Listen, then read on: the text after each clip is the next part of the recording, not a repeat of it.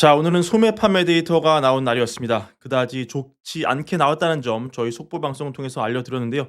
시장 예상이 마이너스 0.2%였지만 나온 것은 마이너스 0.9%로 굉장히 낮게 나왔습니다. 결국 미국 경제의 가장 큰 부분을 차지하는 미국 소비가 그다지 좋지 않게 나왔다는 점에 초점이 맞춰지면서 오늘 10년물 국채금리 크게 내려갔고요. 요 데이터 반영되면서 오늘 GDP 나우 1분기 GDP 예측치 확 변한 모습이었습니다. GDP 나우 예측치가 직전이 2.9% 성장이었지만 지금 이제 소비가 확 줄어드는 것으로 예측이 되면서 변화된 수치로는 2.3% 성장 크게 낮아졌습니다. 이제 시장은 경기 둔화에 대한 의구심을 이 한켠에 같이 가지고 가면서 갈 수밖에 없게 됐는데요. 그 중심에는 또 사실 올라갈 여지가 큰 실업률 데이터가 있겠습니다. 왜냐면 저번에도 설명드렸지만 머스크가 지금 도지를 통해서 대대적으로 공무원을 감축할 뜻을 밝히고 있거든요. 칼을 엄청나게 휘두를 계획이기 때문에 의미 있는 실업률 변화 있을 수 있습니다. 이미 대대적인 해고 통보가 벌써 이뤄지고 있습니다. 지금 보시면은 트럼프 행정부는 목요일 현지 시간 어제 1년 이하 근속한 연방 공무원을 실제로 굉장히 많이 잘라버렸습니다. 지금 보시면 이번에 해고된 근로자 수가 정확하게 다 집계가 되지는 않지만 1년 이하 근속자 수만 추려내면 20만 명이 넘어 가지고 이것만으로 전체 연방 공무원 10% 정도 해당이 되고요. 지금 해고 통보가 된 곳을 보면은 미국 산림청, 에너지부, 인사관리처 이런 데가 실제로 해고가 됐고 미국 산림청에서만 3,400명, 에너지부에서 한 2,000명의 직원이 실제로 목요일 날 해고 통보를 받았고 재무부와 일반 서비스 관리청의 예비 근무자도 해고된 것으로 전해졌고요.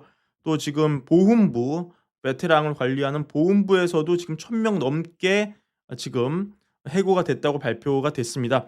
심지어 이 해고된 절차를 보면은 이 워싱턴 DC 본부에서 일하는 이 근무자들이 14일 오후 2시경 이 회의를 위해 모였는데 이후에 해고가 있을 거라는 사전 발표가 있었고 이로부터 30분 후에 사전 녹화된 비디오에서 해고 통보가 진행됐다 이렇게 나옵니다. 그리고 지금 추가로 보시면은 FBI도 지금 3,600명의 예비 근무자 명단 작성했고 이것만 해도라도 전체 직원의 약 10%에 해당이 된다. 이런 내용이 이어집니다.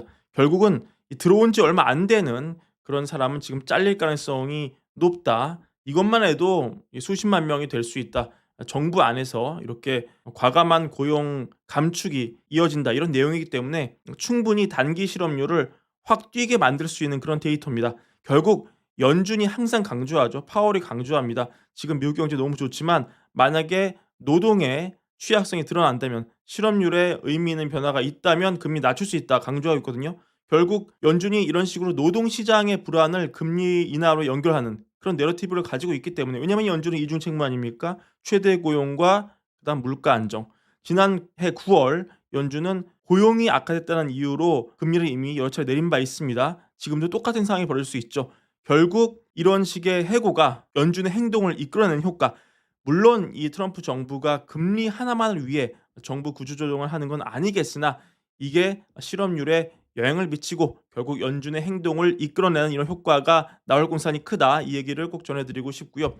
그리고 어제 이 트럼프가 얘기를 한 적이 있잖아요.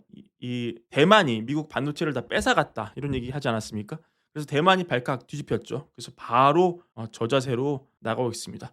라이칭더가 얘기를 하는데 미국에 더 많은 투자를 하고 미국 제품을 더 많이 구매하고 국방 예산도 증대시킬 것이다. 이렇게 완전히 그냥 바람에 부는 갈대처럼 누워버립니다. 그러면서 이렇게 말을 하는데 미국을 포함한 민주주의 국가들이 AI 칩을 위한 민주주의 공급망을 구축해야 된다.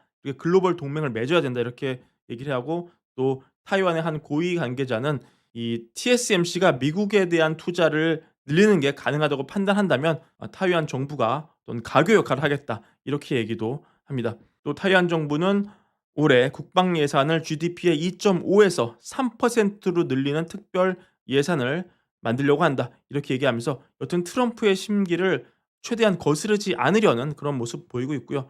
지금 얼마 전 이시바 시게루 일본 총리와 트럼프 미국 대통령 정상회담 했었죠. 분위기가 굉장히 좋았습니다. 만약에 미국이 일본에 관세를 매기면 일본이 보복 관세를 매기겠느냐? 기자가 질문 이렇게 했어요. 이 질문에 이시바 시게루 총리가 답변을 회피하면서 트럼프의 극찬을 이끌어낸 적이 있었거든요. 근데 그 이후에 일본은 이렇게 주장을 바로 합니다. 미국한테 철강, 알루미늄 관세 25%를 면제해 줘라. 이게 뭐냐 이거는. 그만큼 정상회담에서 뭔가 끈적한 사이, 교감을 이뤘다는 거죠. 미국을 상대로 선제적으로 관세 일본은 좀 빼줘라. 이렇게 요청할 정도로 지금 일본과 미국이 가까워지고 있다. 요 점도 캐치하시면 좋을 것 같고, 오늘 벅셔 해서웨이의 포트폴리오가 새로 공개가 됐는데요.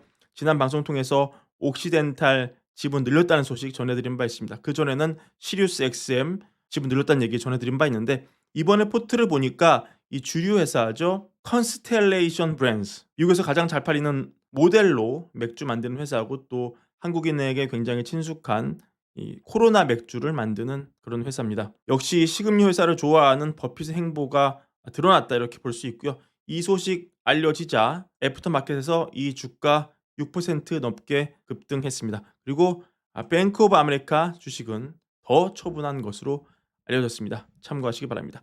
오늘 준비한 영상 이것으로 마무리하고요. 월걸부 구독과 좋아요, 많은 사랑도 함께 부탁드립니다. 감사합니다.